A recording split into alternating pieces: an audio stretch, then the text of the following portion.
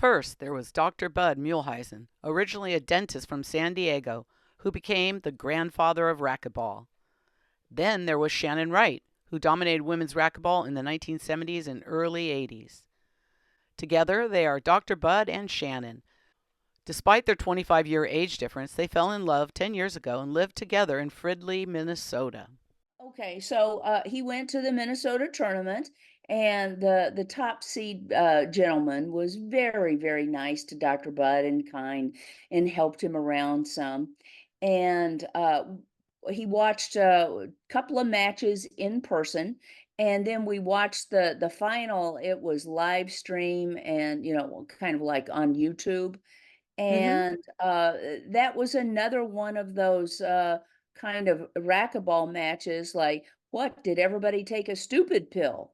Because, okay, what happened, back in the early '80s is when Prince bought Echelon. Do you remember that? Yes, I do. Hmm. Okay, well, Prince had had success with, doing the oversized racket for tennis, Hmm. and, I guess they just decided what's good for tennis is good for racquetball, and it wasn't. And, Dr. Budd was, involved in the associations at the time, and, was part of the rules committee and stuff, and he let the manufacturer know that this racket was illegal and did not meet specifications. And they said, well, screw you, if you don't like it, we won't give you your $50,000 a year. Yeah. Okay. So they said, well, why don't we do this? Why don't we do a test case and see how the players like it? Well, of course, all the pros kind of liked it because it was bam, bam, bam, bam, bam, really fast. And they were skillful enough athletes to be able to do it. But it scared women out of their mind. It was very, very loud. They increased the speed of the ball. And I don't know if you're aware, but all racket sports have a particular tuning for their game that is dependent on the court size, the racket length, the ball speed, and so forth. So tennis is tuned so that players can appreciate the game. The ball is not going so fast that you can't see it. Squash, it's a little fast, but it's still tuned to the court size, especially because the ball's so slow. Ping pong is tuned. And pickleball, especially, is really well tuned, because it has a bigger court and, paddles instead of string rackets, and deader balls and things like that. So racquetball in the old days with those old wood rackets and the small heads, it was a great game. And the way you could tell it was a great game is that there were rallies out the wazoo. I mean, 15, 20, 25 shots, and, people, the audience love stuff like that. And today it's serve, hit it into the floor, serve, hit it into the floor. And the ball's so fast, you can't even hit a decent ceiling shot. So that was, one part of the demise of racquetball. And then I think that there were people at the top of the sport that were selfish and didn't have foresight. And I think racquetball, the top levels got stolen from and pilfered two or three times over. And it just was very hard to recover. And so it makes us sad that racquetball, we remember how good the old days were and how much fun we had. And it's really sad today to see these people just, hitting that ball as hard as they can, not having any idea about strategy or anything. And so, it's just a tough situation. Before I went out, there were like 16 million people playing racquetball in the United States. And today there's like three in the United States. And, I think that there may be more people playing down in South America and in other other countries than in the United States. I don't know. I haven't kept up with those statistics. Have you? I don't have the numbers, but it is still growing in Latin America and it's decreasing in the United States. I'm wondering if Dr. Budd, can you add to what we're talking about, please? Well, yeah, I could. I don't want to talk too long, but it took the fun out of the game, especially when they speed it up, because fewer people can play it at that level. And it's a totally different rally. You know, it's almost boring. See how hard they can hit it. There's just a minimal type of shots. It was really depressing to be there and watch it. I mean, and here's this big tournament that had 16 courts, and then nobody's watching except the guys that are in the tournament. And there were no referees or linesmen or anything There were like that. sometimes, but not all the time. No, not for the the finals. state tournament. Yeah. And, you know, back in the day when, you know, all of this happened, see, I think I retired in 82 or something, 82 or 83. The last match that I played, and you'll appreciate this, it was a 3 hour and 15-minute match that I lost by 1 point to our friend Lynn Adams. She was truly a worthy opponent, and you know, at the time, that just, you know, would drive anybody crazy to do everything but win 1 point. And I walked off the court and I said, "That's it. We're going back to school." So that was truly a pivotal moment in my whole life. And, you know, looking back now, 40 years in retrospect, I'm so grateful that that happened. But the point is, back at that time, Dr. Budd had a string of Muleisen courts throughout Southern California and some in Arizona. And he saw the writing on the wall, and he sold his racquetball courts and went back to dentistry. And, you know, of course, that turned out to be a good idea. The other thing that was a big problem with racquetball is that the infrastructure is very expensive.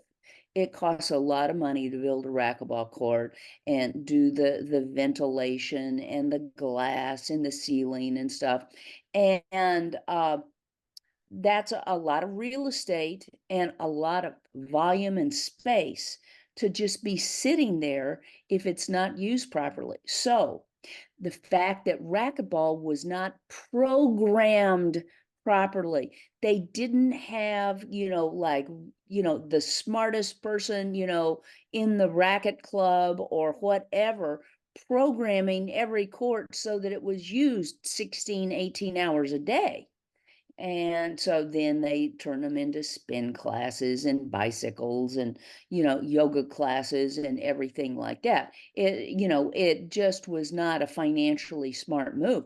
So then when pickleball comes along and you can put a pickleball court on a parking lot or a basketball court or four on a tennis court, and they're portable and there's no air conditioning, there's no nothing, and it's more fun, you know, like there's no competition there.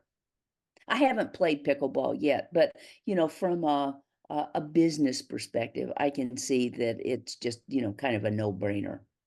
Yeah. Yeah, it's the fastest growing sport in the US. Have you heard of a game called Pádel? That's the fastest growing sport in the world right now. What's it called? Pádel, P-A-D-E-L, Pádel. It's Spanish P-A-D-E-L? for paddle. Yeah, Uh-huh. P-A-D-E-L. And Mm-mm. it's really big in Spain and Argentina, but it's the fastest growing sport in Europe. It's the fastest growing sport in the world. But that doesn't mean the numbers are there yet, but it's growing fast. It looks something like pickleball, but it has a back wall and a little bit of side walls. So you can let it bounce, hit the back wall, and hit it. And it's got a big, Interesting. thick paddle. Interesting. Is it indoors or outdoors? Both. Pickleball can be played indoors as well, Oh, but yeah, absolutely, but absolutely. paddle is both. Interesting. We've never heard of that. One thing that is fun about Dr. Buds and my relationship is that we've been together about 10 years. And how we sort of got together was, you remember, I was president of the United States Racquetball Foundation. And we we had a booth and we did presentations and stuff at the US Open when they had it here at the Target Center in Minneapolis. And so in 2013, we decided to have a tribute to Charlie Brumfield because he was dying of cancer. And he's still playing Poor guy. paddleball today. I know.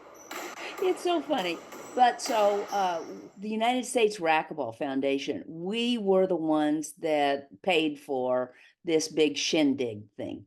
And Charlie said, "Well, can I bring my doubles partner along?" Which was Dr. Bud. And, during that tournament, it was in 2013, there were several events where Dr. Bud and I were together and close, and you could just feel kind of the chemistry there. And we had a really good time. And the next spring, late spring, I invited him to come back to be the USRF ambassador at the 2014 US Open. And I said, well, ask Charlie if he wants to come. And he said no, but Dr. Bud did want to come. And over that summer, we kind of had telephone calls and emails that were like a little falling in love thing. And when he came to the US Open in 2014, I mean, like we fell for each other right off the bat. We were already, kind of like together, but as Dr. Bud said, we had never even shaken hands. That's my So kind of romance.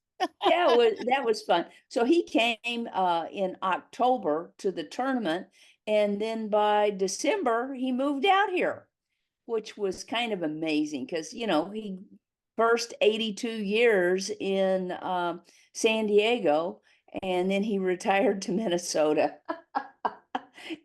And so that's how we got together. But what is so fun, we've only been together like 10 years, but we know people from 50 years ago.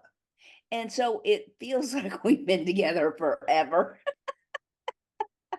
And it's worked out really well. Let's see, the first 5 years were wonderful, and then in 2019, he had a stroke, and that set us back a little bit. But he has recovered really, really well. He does physical therapy like most 92-year-olds cannot do, and he does have some memory issues, but there are a lot of 92-year-olds that have memory issues like that. And so he always says, what's his secret? Well, I live with a doctor. He did dentistry till he was like 80. He practiced dentistry till he was 80, and then he retired. And he was retired in San Diego for a few years before we got together. And his kids had moved away, and a lot of his friends had already passed on. So when he left San Diego, it wasn't the San Diego that I knew back in the 70s, and that he had grown up with. So it was probably a pretty good move. But for me, after Lynn gave me that whooping in Denver, I went back to Las Vegas because Las Vegas is where I had most of my professional career. I lived in San Diego for about a year. I never knew her then. Well, you knew me. Of you, but I didn't know you. Not really, because they did a pretty good job of keeping the Echelon and Leech players apart from each other, right? You know how that was? That was crazy. And Dr. Budd was involved in that horrible scandal that was Charlie Drake, not allowing players to play. And there was this big lawsuit and it drug out for years. And Dr. Budd was involved in that. And it was not fun.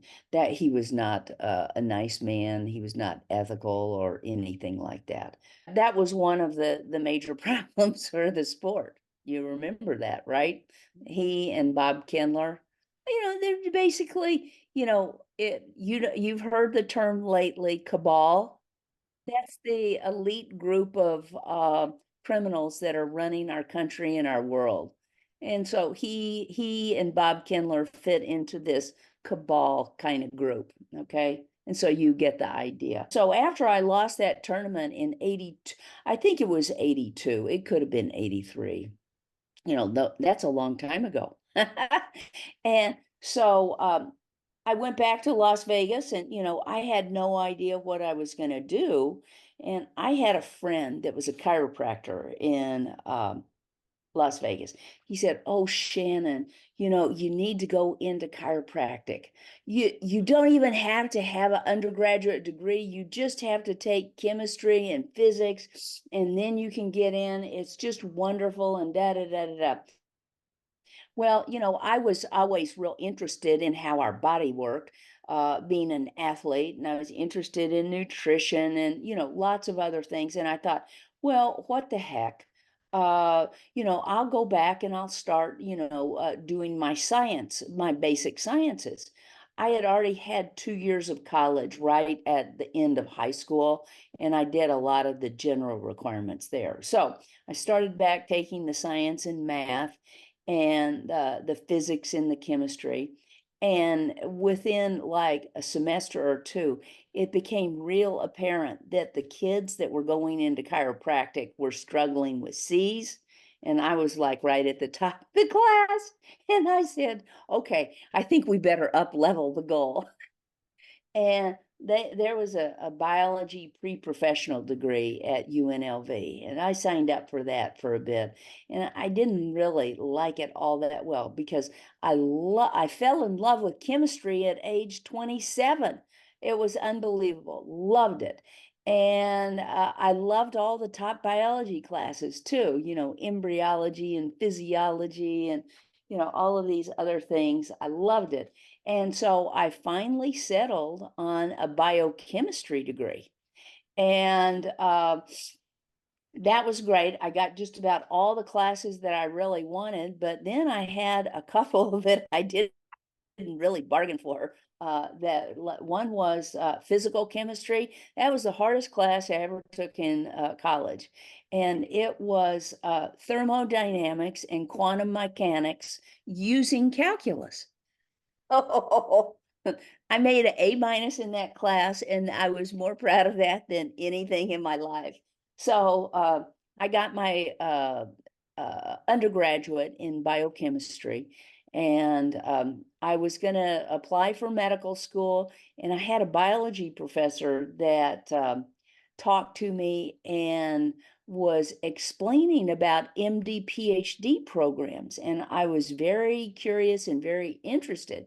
And it turns out when I was doing this was like the very late 80s, and the 1990s was dubbed the decade of the brain. And I was fascinated by that, fascinated. And I thought, oh my gosh, okay, I'm going to shoot for an MD, PhD, and I'm going to go for a PhD in neuroscience.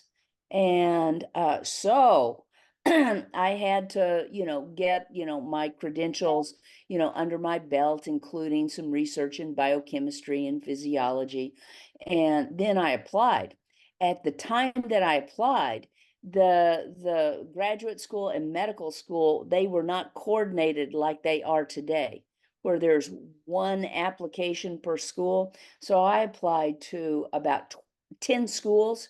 That was 20 applications. The management of that paperwork was incredible. And so I ended up getting in several MD, PhD programs. I got into Harvard Medical School, but not their MD, PhD program. And I don't think that I could live up on the East Coast. It's just too crowded. It's great to go as a tourist, but I'm not an East Coast girl. So I applied for these MD, PhD programs, and the director here in Minnesota was a former squash player. And we just collect, and so the racquetball, the squash thing, paid off in a way there. And so I ended up doing my MD PhD at the University of Minnesota, and my PhD was in opioid receptor trafficking, which was very, very interesting. And I did some fancy confocal microscopy, and we did chimeric constructs in cell culture and things like that. So it was very interesting to, be in research for many years. But, I could see that there were a lot of people who were just eating and living and breathing that, and that's what they really wanted to do. And I just felt like, no, I can't do this anymore. And so I finished my PhD, and I did the last 2 years of medical school. And when I finished the last 2 years of medical school, I was fat and sick. And part of it was not my fault. And I just couldn't even imagine going through residency and spending 10, 12 more hours a day for 5 more years doing that residency. So I made a gutsy decision after 12 plus years of post-secondary education. I said, I'm not going to, do residency. And, of course, my family was absolutely horrified. And other people, what, you've done all this and you're not going to go do it now? And very fortunately, about a year later, I was invited back at the medical school to teach. And so for more than a decade, I taught gross anatomy to first year medical students. And I love to teach, and anatomy is truly my passion. And so it all worked out really, really well. The nutrition is big. And, I give him a real nice breakfast that is very healthy. But the main thing is probably the physical therapy. It's kind of almost like high intensity training twice a week. And that makes a big difference. Unfortunately, he developed peripheral neuropathy about 30 years ago. And so his balance is a little off. So this training really, really helps a lot that way.